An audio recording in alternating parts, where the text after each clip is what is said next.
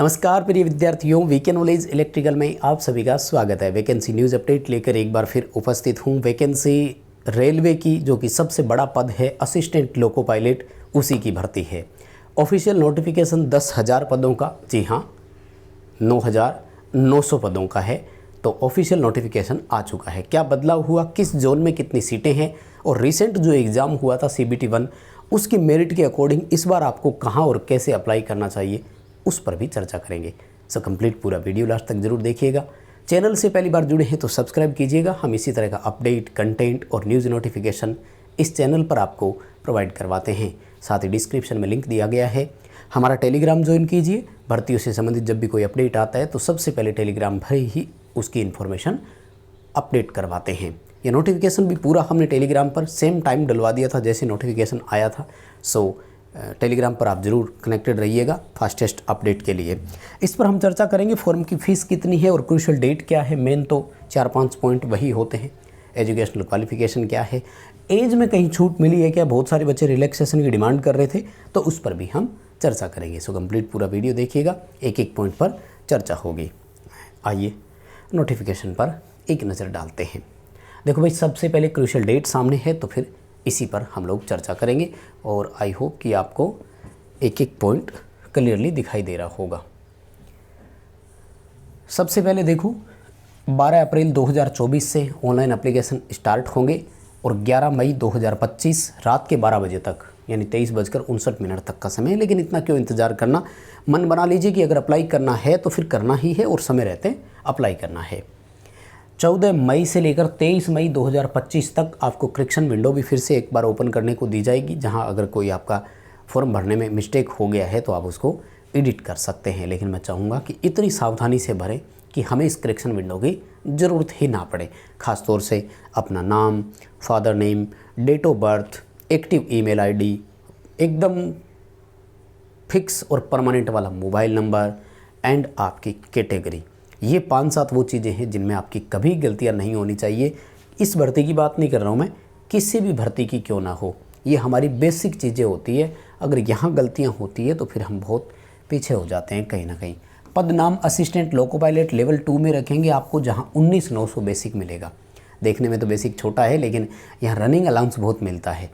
यानी आपको 8 घंटे की ड्यूटी के बाद आप कितनी गाड़ी को एक्स्ट्रा ले गए थे, फिर उतने किलोमीटर के हिसाब से पैसे मिलते हैं, इसलिए सैलरी अच्छी खासी मिलती है, ज़्यादा घबराने की ज़रूरत नहीं है। हाँ, मेडिकल स्टैंडर्ड A1 है भाई। Medical standard A1, A2, A3, B1, B2, total 5 तरह के मेडिकल यहाँ अप्लाई होते हैं। टेक्नीशियन में ज़्यादा रिलैक्सेशन मिलता है, यहाँ तो नहीं मिलता है ना, जैसे कलर ब्लाइंड और वो यहाँ एक्सेप्ट नहीं होते हैं। और 18 से लेकर 30 वर्ष की एज है। 1 जुलाई 2025 के अकॉर्डिंग गणना होगी माय डियर।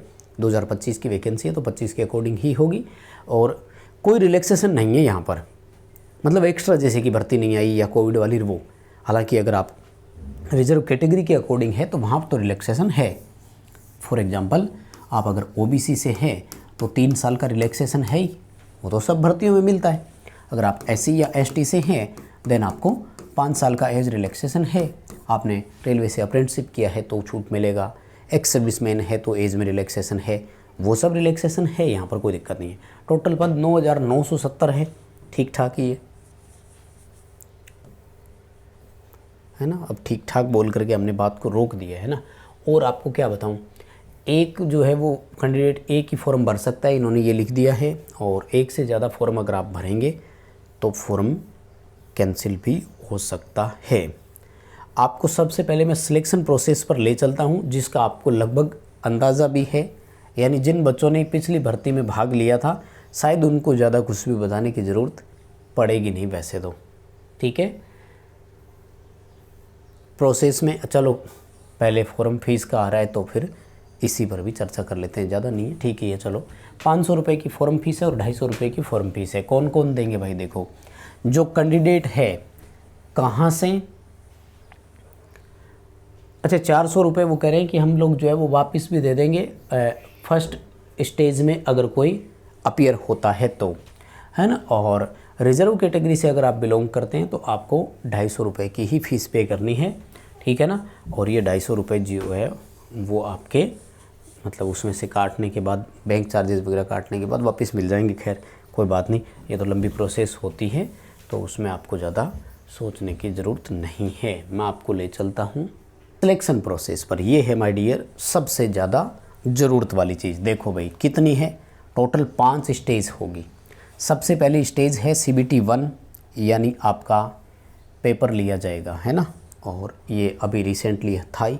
इसकी कट ऑफ पर मैं आपको एक अलग से वीडियो दे दूंगा। जो 2024 वाली भर्ती है, इसकी कट ऑफ कितनी गई थी, हर एक जोन की, जोन वाइज कट ऑफ है अपने पास।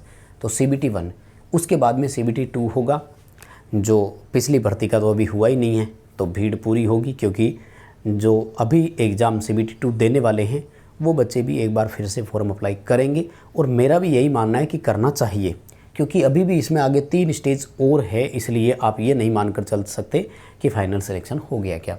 उसके बाद में है साइको, शॉर्ट में साइको बोलते हैं, पूरा CBET है, कंप्यूटर बेस्ड एप्टीट्यूड टेस्ट है। वो बैटरियाँ देते हैं जिसमें प्रॉपर टाइम अलॉट होता है और सबको पास करना होता है, मिनिमम क्वालिफिकेशन होता है और 30% इसका स्कोर जोड़ा जाता है, ये ध्यान रखना। CBT 1 जो होता है वो आपका केवल और केवल क्वालिफाई करना होता है आपको, इसमें ज़्यादा कुछ भी नहीं करना, यानी अगर पास कर लिया तो ठीक है। CBT 2 में आपका 70% स्कोर जोड़ा जाएगा पार्ट A का, यहाँ पर भी पार्ट B होगा, उसको आपको केवल और केवल क्वालिफाई करना होगा। यानी कई तरह का, मतलब मैं ये मानता हूँ कि सिलेक्शन प्रोसेस इतनी आसान नहीं है, इतना बड़ा पद भी तो है ना वैसे देखा जाए तो, और सिलेक्शन प्रोसेस थोड़ी सी मुझे लगता है कॉम्प्लिकेटेड भी है। देखो स्टेज 1 आपने पास कर लिया, ठीक है, अब स्टेज 2 में जाना है। स्टेज 2 में क्या होगा, 2 पार्ट होंगे, A और B। A पार्ट जो है इसमें आपके मैथ, ड्राइंग और रीजनिंग इस तरह के क्वेश्चन रहेंगे, और B पार्ट जो है वो पर्टिकुलर आपके कंसर्न सब्जेक्ट से रिलेटेड होंगे। जैसे आप ITI वाले हैं तो ट्रेड, इलेक्ट्रीशियन, फिटर, टर्नर, अलग अलग अपनी ट्रेड के क्वेश्चन आएंगे जैसे। तो अब यहाँ पर क्या होगा कि ट्रेड को तो केवल क्वालिफाई करना है, 35% नंबर लाने होंगे सभी को, किसी भी कैटेगरी से हो, और ये जो है ना इसका बनेगा मेरिट, किसके लिए, CBET के लिए, कंप्यूटर बेस्ड एप्टीट्यूड टेस्ट के लिए। फिर जो फाइनल स्कोर बनेगा वो इस पार्ट A में जो आया था उसका 70%, और जो साइको होगा इस साइको का 30%। अब दोनों को मिला करके अब एक मेरिट बनाएंगे, और इस मेरिट बेस पे डॉक्यूमेंट वेरिफिकेशन के लिए बुलाया जाएगा। उसके बाद मेडिकल एग्जामिनेशन होगा। यानी यहाँ भी अगर कोई प्रॉब्लम आती है तो देखो 4 स्टेज पार करने के बाद भी रिस्क रहती है, तो थोड़ा सा कॉम्प्लिकेटेड है, यूँ समझ लीजिएगा। आ जाओ भाई, इसमें क्या क्या आएगा पहले ये देख लो। CBT 1 जो है वो केवल आपको क्वालिफाई ही करना होगा, और इस CBT 1 में क्या होगा, 60 मिनट का समय रहेगा, 75 क्वेश्चन आएंगे, 1/3 की आपकी नेगेटिव मार्किंग भी यहाँ पर रहेगी। और जो पेपर है वो इजी ही रहता है, नॉर्मल मैथ, रीजनिंग, और वही इजी का मतलब बेसिक चीज़ें जो आपकी स्टैंडर्ड की आती है। इसका मतलब ये नहीं कि पेपर में आता कुछ भी नहीं होगा, क्या नहीं, ऐसी बात नहीं है। और बाकी इसके लेटेस्ट जो पिछले साल वाले हैं वो पेपर आप लोग जो है वो ज़रूर थोड़ा समय निकाल कर पढ़ना। क्या क्या आएगा, मैथमेटिक्स आएगा, मेंटल एबिलिटी आएगा, जनरल साइंस आएगी और जनरल अवेयरनेस आएगी। ये रहेंगे 4 सब्जेक्ट आपके इसमें। उसके बाद में जो आपका स्टेज 2 है, तो स्टेज 2 पर मैं आपसे चर्चा पहले ही कर चुका हूँ, है ना। पार्ट 2 जो है यानी B जो है आपका, ये अलग से टाइम मिलेगा इसके लिए, 60 मिनट और 75 क्वेश्चन रहेंगे, और इसको केवल क्वालिफाई करना होगा। 90 मिनट में 100 क्वेश्चन हल करने हैं पार्ट A के लिए। पार्ट A में मैथ, इंजीनियरिंग, ड्राइंग इस तरह के क्वेश्चंस रहेंगे, ठीक है। तो ये है कंप्लीट आपकी प्रोसेस। अब मैं आपको पदों की संख्या बता, क्वालिफिकेशन पर तो शायद चर्चा करने की ज़रूरत नहीं है, नो डाउट सभी को पता होगा। ये है क्वालिफिकेशन आपकी, 10th प्लस ITI होनी चाहिए आपके पास। किस किस ट्रेड से, फिटर, इलेक्ट्रीशियन, इंस्ट्रूमेंट मैकेनिक, मिल राइट मेंटेनेंस मैकेनिक और mechanic RAC, instrument electronic mechanic, mechanic motor vehicle, wireman, tractor mechanic, इस तरह से टोटल 13 ट्रेड को ये मौका देते हैं, ठीक है। उसके बाद में अप्रेंटिसशिप की हो तो वो भी भर सकता है, और CAA से तहत आपने कोर्स किया है तो वो भी अप्लाई कर सकता है। ये है इस बार सीटों का डेटा आपके सामने, इन पर थोड़ी अपन चर्चा कर लेते हैं, तो मुझे लगता है ये ज़्यादा समझने वाली बात होगी। अहमदाबाद में आपको टोटल 497 पोस्ट देखने को मिलेगी, यहाँ कर सकते हैं। अजमेर में NWR नॉर्थ वेस्टर्न रेलवे जो है यहाँ पर 679 सीट है, और WCR जो है उसमें 141 सीटें हैं, वेस्टर्न सेंट्रल रेलवे जो है उसमें। इलाहाबाद में एनआर में जो है 80 सीटें और 508 है एनसीआर में। भोपाल डब्ल्यूआर में है 46 और डब्ल्यूसीआर में है 618 सीटें। 928 सीटें हैं भुवनेश्वर में, आई थिंक सबसे ज़्यादा इस बार इसी में ही है। उसके बाद में 568 सीटें हैं बिलासपुर में, 433 सीटें हैं चंडीगढ़ में। तो चंडीगढ़ की तरफ रुख करना चाहें तो कोई जा सकता है। और पिछली बार अजमेर की मेरिट भी ठीक ठाक ही रही थी, कोई खास ज़्यादा नहीं रही थी, तो वो भी थोड़ा सा यहाँ पर ध्यान दीजिएगा इस बार, ठीक है। और उसके बाद में देखो पटना में बिहार वालों के लिए भाई बहुत कम है, 33 ही है, और कहीं भरना ही सही रहेगा, है ना। रांची वालों के लिए 578 एक है और 635 अलग से हैं। 2 रेलवे लगते हैं तो दोनों की अलग अलग सीटें हैं।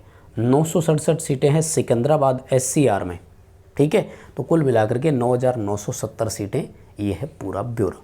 बाकी ये नोटिफिकेशन आपको टेलीग्राम पर मिल जाएगा, तो इसमें सारी जानकारियाँ दी हुई हैं। बदलाव कोई भी नहीं हुआ, पिछली भर्ती का ही है। जो बच्चे लगातार तैयारी कर रहे थे उनके लिए मुझे लगता है ग्रेट अपॉर्चुनिटी है। एक बार फिर फ़ायदा ज़रूर उठाइए। बहुत धन्यवाद।